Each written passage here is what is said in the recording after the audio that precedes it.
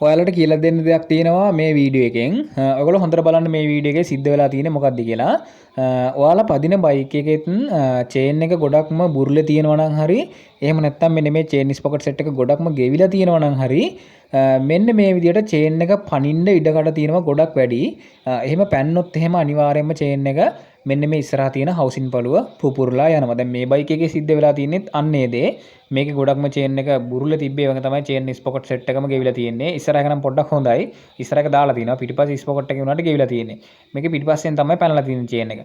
ඒ chain එක පැනපු නිසා තමයි මෙන්න මේ චේන් එක මේ හවුසින් එකේ වැදිලා මෙන්න මෙතනින් කඩලා ගිහිල්ලා තියෙන්නේ. ඒක නිසා ඔයාලගේ ගොඩක්ම ස්පොකට් සෙට් එක ගෙවිලා තියෙනවා නම් අනිවාර්යෙන් මාරු කරගන්න. ඒ වගේම තමයි චේන් එක ගොඩක් බුරුල්ල තියෙනවා නම් අනිවාර්යෙන්ම චේන් එක හරි ගානකට ඇඩ්ජස්ට් කරගන්න. TVS XL100 වර්ගයේ බයික් එකක්.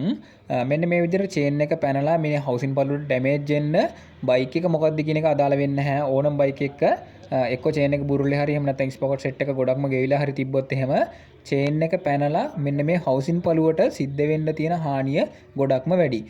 දැන් මේ බයික් එකේ මේ හවුසින් පළුව අලුතෙන්ම දාන්න සිද්ධ වෙනවා.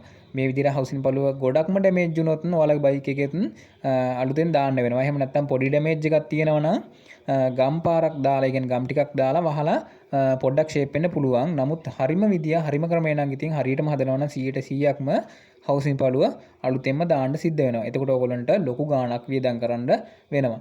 ඒ නිසා මේ වැරද්දත් ඔයාලගේ බයික් එකේ තියෙනවා නම් අනිවාර්යෙන්ම මේ වැරද්ද කරගන්න නැතුව එක්ක චේන් එක බුරුල් නම් චේන් එක ඇඩ්ජස්ට් කරගන්න. ස්පොකට් සෙට් එක ගෙවිලා තියෙනවා නම් ස්පොකට් සෙට් එකක් මාරු කරගන්න.